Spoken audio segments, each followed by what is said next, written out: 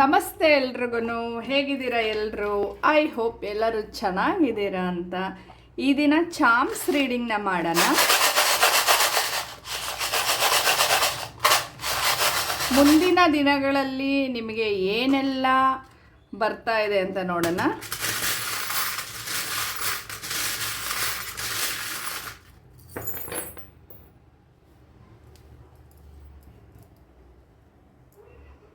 Wow, ಜೈ ಶ್ರೀರಾಮ್. ನಿಮ್ಮ ಸುತ್ತಲೂ ಆಂಜನೇಯನ ಪ್ರೆಸೆನ್ಸ್ ಇದೆ, ರಾಮನ ಬ್ಲೆಸ್ಸಿಂಗ್ಸ್ ಇದೆ ಅಂತ ಹೇಳ್ಬೋದು. ಯಾರೆಲ್ಲ ಅಯೋಧ್ಯೆಗೆ ಪ್ಲ್ಯಾನ್ ಮಾಡ್ತಾ ಇದ್ದೀರಾ, ಸೊ ಅಯೋಧ್ಯೆಗೆ ಹೋಗಿ ಬರುವಂಥ ಸಾಧ್ಯತೆಗಳು ಇದೆ ಅಂತಲೇ ಹೇಳ್ಬೋದು. ಸೊ ಇನ್ನೂ ಕೆಲವರು ಸೆಲ್ಫ್ ಲವ್ನ ಮರಿತಾ ಇದ್ದೀರಾ, ನಿಮ್ಮ ಬಗ್ಗೆ ನೀವು ಕೇರ್ ಮಾಡೋದನ್ನ ಮರಿತಾ ಇದ್ದೀರಾ ಅಂತ ಅನಿಸುತ್ತೆ. ಸೆಲ್ಫ್ ಕೇರ್ನ ಮಾಡಿ, ಸೆಲ್ಫ್ ಲವ್ನ ಮಾಡಿ, ಮಿರರ್ ಮ್ಯಾನಿಫೆಸ್ಟೇಷನ್ ಟೆಕ್ನಿಕ್ನ ಉಪಯೋಗಿಸಿ ಅಂತ ಹೇಳ್ತಾ ಇದ್ದಾರೆ. ಸೊ ಮುಂದಿನ ದಿನಗಳಲ್ಲಿ ನಿಮ್ಮ ಫ್ರೆಂಡ್ಸ್ ಕಡೆಯಿಂದ ನಿಮಗೆ ಇಷ್ಟ ಆಗಿರೋವಂಥ ಗಿಫ್ಟ್ ಬರುವಂಥ ಸಾಧ್ಯತೆಗಳಿದೆ ಅಂತ ಹೇಳ್ಬೋದು. ನಿಮ್ಮ ಸುತ್ತಲೂ ಏಂಜಲ್ಸ್ಗಳ ಫೆದರ್ ಕಾಣಿಸ್ತಾ ಇರ್ಬೋದು, ಅಥವಾ ಏಂಜಲ್ಸ್ಗಳ ಪ್ರೆಸೆನ್ಸ್ ನಿಮಗೆ ಕಾಣಿಸ್ತಾ ಇರ್ಬೋದು. ನೀವೇನು ಕೆಲಸ ಮಾಡ್ತಾ ಇದ್ದೀರಾ, ತುಂಬ ನಿಧಾನ ಆಗ್ತಾ ಇದೆ, ಏನು ಕೆಲಸ ಆಗ್ತಿಲ್ಲ ಅಂತ ಯೋಚನೆ ಮಾಡ್ತಾ ಇರ್ಬೋದು. ಆದರೆ ಆ ಕೆಲಸ ನಿಧಾನ ಆದರೂ ಕೂಡ ಖಂಡಿತವಾಗ್ಲೂ ಸಕ್ಸಸ್ ಅನ್ನೋದು ಆಗುತ್ತೆ ಆ ಕೆಲಸದಲ್ಲಿ ಅಂತಲೇ ಹೇಳ್ಬೋದು. ನಿಮಗೆ ನೀವು ಅಂದ್ಕೊಂಡಿರೋ ಅಂಥ ಒಂದು ಅಧಿಕಾರ ಬರ್ಬೋದು, ಅಥವಾ ನಿಮ್ಮ ಕೆಲಸದಲ್ಲಿ ಪ್ರಮೋಷನ್ ಬರ್ತಾ ಇರ್ಬೋದು. ಆನೆ ನಡೆದಿದ್ದೇ ದಾರಿ ಅನ್ನೋ ರೀತಿಯಲ್ಲಿ ನೀವು ನಡ್ಕೊತಾ ಇದ್ದೀರಾ. ಖಂಡಿತ ಇದು ಏನಂತ ಕೆಟ್ಟದಲ್ಲ, ಆನೆ ನಡೆದಿದ್ದೇ ದಾರಿ ಅನ್ನೋದು ಕೂಡ ಒಳ್ಳೆಯದೇ. ನಿಮ್ಮ ದಾರಿನಲ್ಲಿ ನೀವು ಹೋಗ್ತಾ ಇದ್ದೀರಾ, ಅದು ಪಾಸಿಟಿವ್ ವೇನಲ್ಲಿ ಹೋಗ್ತಾ ಇದ್ದೀರಾ ಅಂತಲೇ ಹೇಳ್ಬೋದು. ಯಾವುದೋ ಒಂದು ಬ್ಯಾಗ್ನ ತಗೊಬೇಕು ಅಂತ ತುಂಬ ಯೋಚನೆ ಮಾಡ್ತಾ ಇದ್ದೀರಾ, ತುಂಬ ದಿನಗಳಿಂದ ಪ್ಲ್ಯಾನ್ ಮಾಡ್ತಾ ಇದ್ದೀರಾ, ಅದು ತುಂಬ ಎಕ್ಸ್ಪೆನ್ಸಿವ್ ಅಂತ ಕಾಣುತ್ತೆ, ಹಾಗಾಗಿ ಅದನ್ನು ಹೋಲ್ಡ್ ಮಾಡಿದ್ರಿ ಅಂತ ಅನಿಸುತ್ತೆ. ಮುಂದಿನ ದಿನಗಳಲ್ಲಿ ನೀವು ಅಂದ್ಕೊಂಡಂಥ ಬ್ಯಾಗ್ ಅನ್ನೋದು ತಗೊತಾ ಇದ್ದೀರಾ ಅಂತಲೇ ಹೇಳ್ಬೋದು.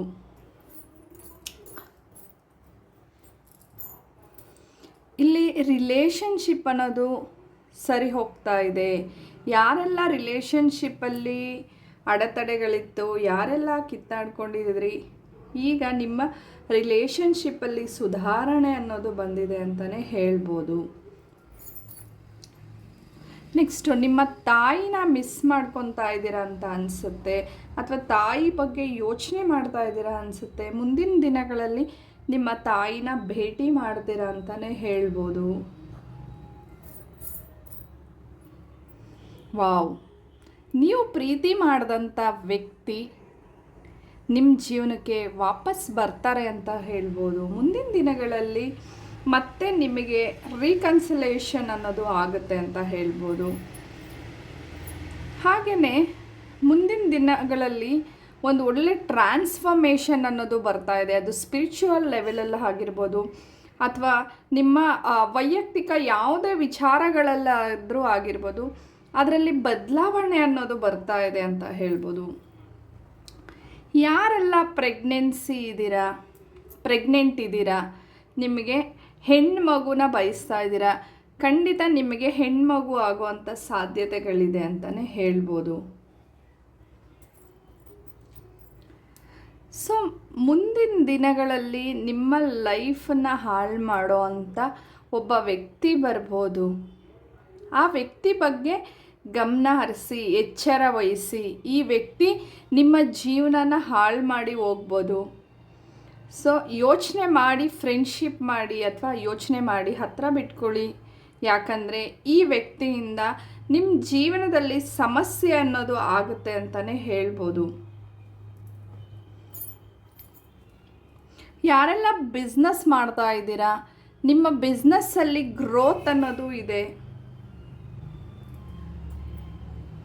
ಸೊ ನಿಮ್ಮ ಲೈಫಲ್ಲಿ ಪೀಸ್ ಅನ್ನೋದು ಬರ್ತಾ ಇದೆ, ಶಾಂತಿ ಅನ್ನೋದು ಬರ್ತಾ ಇದೆ. ಯಾರೆಲ್ಲ ತುಂಬ ಯೋಚನೆ ಮಾಡ್ತಾ ಇದ್ರಿ, ತುಂಬ ಮೈಂಡ್ನ ಡಿಸ್ಟರ್ಬ್ ಮಾಡ್ಕೊಂಡಿದ್ರಿ, ನಿಮ್ಮ ಜೀವನಕ್ಕೆ ಒಂದು ಶಾಂತಿ ಅನ್ನೋದು ಬರ್ತಾ ಇದೆ. ವಾವ್, ನಿಮ್ಮನ್ನು ಆ ಡಿವೈನು ಪ್ರೊಟೆಕ್ಟ್ ಮಾಡ್ತಾ ಇದೆ ಅಂತಲೇ ಹೇಳ್ಬೋದು. ಡಿವೈನು ಅಪರಿಮಿತವಾದ ಪ್ರೀತಿನ ನಿಮ್ಮ ಮೇಲೆ ತೋರಿಸ್ತಾ ಇದೆ. ಯಾಕೆ ನೀವು ಅದನ್ನು ನೆಗ್ಲೆಕ್ಟ್ ಮಾಡ್ತಾ ಇದ್ದೀರಾ? ಡಿವೈನಿಂದ ಬರ್ತಾ ಇರೋ ಅಂಥ ಪ್ರೀತಿನ ನೀವು ರಿಸೀವ್ ಮಾಡ್ಕೊಳ್ಳೋದಕ್ಕೆ ರೆಡಿ ಇಲ್ಲ ಅಂತ ಹೇಳ್ಬೋದು. ಮುಂದಿನ ದಿನಗಳಲ್ಲಿ ಸಾಧ್ಯ ಆದರೆ ಆ ಡಿವೈನ್ ಕೊಡ್ತಾ ಇರೋ ಅಂಥ ಪ್ರೀತಿನ ನೀವು ರಿಸೀವ್ ಮಾಡ್ಕೊಳ್ಳಿ.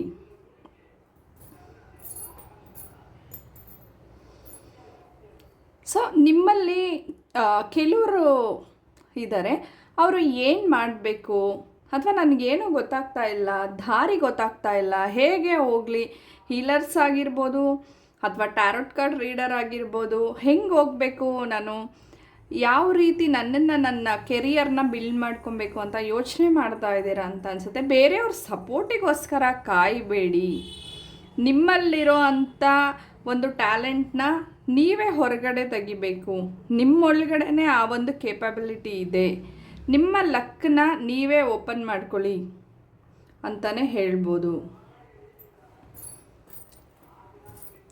ನೋಡಿ, ಏಂಜಲ್ಸ್ಗಳು, ಫೆದರ್ಗಳು ನಿಮಗೆ ಕಾಣಿಸ್ತಾ ಇದೆ.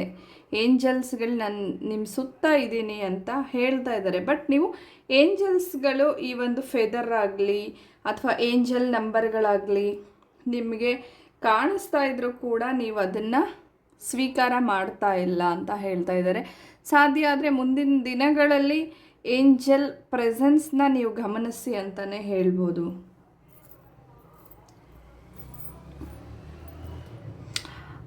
ಮುಂದಿನ ದಿನಗಳಲ್ಲಿ ಕೆಲವರಿಗೆ ಎಂಗೇಜ್ಮೆಂಟ್ ಆಗುವಂಥ ಸಾಧ್ಯತೆಗಳಿದೆ. ಇಲ್ಲ, ಎಂಗೇಜ್ಮೆಂಟ್ ಆಗುವಂಥ ಎನರ್ಜಿ ನನಗೆ ಕಾಣಿಸ್ತಾ ಇದೆ. ಸೊ ಮುಂದಿನ ದಿನಗಳಲ್ಲಿ ನಿಮ್ಮ ಕೆಲಸದಲ್ಲಿ ಗ್ರೋತ್ ಅನ್ನೋದು ಇದೆ, ನಿಮ್ಮ ಬಿಸ್ನೆಸ್ಸಲ್ಲಿ ಗ್ರೋತ್ ಅನ್ನೋದು ಕೂಡ ಇಲ್ಲಿ ಕಾಣಿಸ್ತಾ ಇದೆ. ಯಾರೆಲ್ಲ ನನಗೆ ಕೆಲವರು ಬಿಸ್ನೆಸ್ ಆಗ್ತಾ ಇಲ್ಲ, ಆ ಬಿಸ್ನೆಸ್ನ ಕ್ಲೋಸ್ ಮಾಡಿಬಿಟ್ಟು ಬೇರೆ ಏನಾದರೂ ಶುರು ಮಾಡೋಣ ಅಂತ ಯೋಚನೆ ಮಾಡ್ತಾ ಇದ್ದರೆ ಆ ಒಂದು ಯೋಚನೆನ ಇಲ್ಲಿಗೆ ಸ್ಟಾಪ್ ಮಾಡಿ. ಯಾಕಂದರೆ ನಿಮ್ದು ಏನು ನಷ್ಟ ಆಗಿದೆ ಆ ಬಿಸ್ನೆಸ್ಸಲ್ಲಿ, ಏನು ಬಿಸ್ನೆಸ್ ಆಗ್ತಾ ಇಲ್ಲ ಅಂತ ಯೋಚನೆ ಮಾಡ್ತಿದ್ದವರು ಈ ಅಮಾವಾಸ್ಯೆ ಆದಮೇಲೆ ಆ ಬಿಸ್ನೆಸ್ ಗ್ರೋತ್ ಅನ್ನೋದು ಇದೆ. ಇದರಲ್ಲೇ ನಿಮಗೆ ತುಂಬ ಅಭಿವೃದ್ಧಿ ಅನ್ನೋದು ಇದೆ ಅಂತಲೇ ಹೇಳ್ಬೋದು. ಮತ್ತು ಇನ್ನೊಂದು ಏನು ಹೇಳ್ಬೋದು ಅಂದರೆ ನಿಮ್ಮ ಲೈಫಲ್ಲಿ ಆ ಬ್ಲಾಸಮಿಂಗ್ ಎನರ್ಜಿ ಏನಿದೆ ಫ್ಲವರ್ದು, ಆ ರೀತಿಯೇ ನಿಮ್ಮ ಜೀವನದಲ್ಲಿ ಒಂದು ಹೊಸ ಬೆಳಕು ಅನ್ನೋದು ಬರ್ತಾ ಇದೆ. ಯಾರೆಲ್ಲನೂ ನನ್ನ ಲೈಫ್ ಹಿಂಗೆ ಆಗ್ತಾ ಇದೆ, ಈ ರೀತಿಯೇ ಇದೆ, ಏನು ಚೇಂಜಸ್ ಇಲ್ಲ ಅಂತ ಯೋಚನೆ ಮಾಡ್ತಾ ಇದ್ದೀರಾ, ಖಂಡಿತವಾಗ್ಲೂ ನಿಮ್ಮ ಲೈಫ್ಗೂ ಒಂದು ಬೆಳಕು ಅನ್ನೋದು ಬರ್ತಾ ಇದೆ. ಅಥವಾ ಯಾರೆಲ್ಲ ರೈತರು ಹೂವನ್ನ ಹಾಕಿದ್ದೀರಾ, ಈ ಸತಿ ಆ ಬೆಳೆನಲ್ಲಿ ನಿಮಗೆ ಒಂದು ಅದ್ಭುತವಾದ ಮನಿ ಫ್ಲೋ ಅನ್ನೋದು ಬರುತ್ತೆ ಅಂತಲೇ ಹೇಳ್ಬೋದು. ಮತ್ತು ನನಗಿಲ್ಲಿ ಆ್ಯನ್ಸಿಸ್ಟರ್ ಎನರ್ಜಿ ಕಾಣಿಸ್ತಾ ಇದೆ. ಈಗ ತಾನೇ ಪಿತೃಪಕ್ಷ ಆಗಿದೆ, ನೀವು ಮಾಡಿದಂಥ ಆ ಪಕ್ಷದ ಕಾರ್ಯಗಳಿಂದ ಪಿತೃಗಳು ಸಂತೃಪ್ತಿಯಾಗಿ ನಿಮಗೆ ಬ್ಲೆಸ್ಸಿಂಗ್ಸ್ನ ಕೊಡ್ತಾ ಇದ್ದಾರೆ ಅಂತಲೇ ಹೇಳ್ಬೋದು. ಹಾಗೆ ಇಲ್ಲಿ ಫ್ಯಾಮಿಲಿ ಟ್ರೀ ಕಾಣಿಸ್ತಾ ಇದೆ. ನಿಮ್ಮ ಫ್ಯಾಮಿಲಿಗೆ ಇನ್ನೊಬ್ಬರು ವ್ಯಕ್ತಿ ಬರೋ ಅಂಥದ್ದು ಅಥವಾ ಯಾವುದೋ ಒಂದು ಮದುವೆ ಆಗಿ ಮತ್ತೆ ಆ ಮನೆಗೆ ಬೇರೆ ವ್ಯಕ್ತಿ ಸೇರ್ಪಡೆ ಆಗುವಂಥದ್ದು ಆಗ್ಬೋದು. ಅಥವಾ ಕೆಲವೊಂದು ಭೂಮಿ ಜಮೀನುಗಳನ್ನ ಖರೀದಿ ಮಾಡುವಂಥದ್ದು, ಮನೆ ಕಟ್ಟಬೇಕು ಅಂತ ಯೋಚನೆ ಮಾಡ್ತಾ ಇರೋರಿಗೆ ನಿಮಗೆ ಮುಂದಿನ ದಿನಗಳಲ್ಲಿ ಆ ಒಂದು ಪ್ರಯತ್ನನೂ ಕೂಡ ಫಲಿಸುತ್ತೆ ಅಂತಲೇ ಹೇಳ್ಬೋದು. ಈ ಒಂದು ವಿಡಿಯೋ ನಿಮಗೆ ಇಷ್ಟ ಆದರೆ ನನ್ನ ಚಾನಲ್ನ ಸಬ್ಸ್ಕ್ರೈಬ್ ಮಾಡಿ. ಎಲ್ಲರಿಗೂ ಶುಭವಾಗಲಿ. ಧನ್ಯವಾದಗಳು.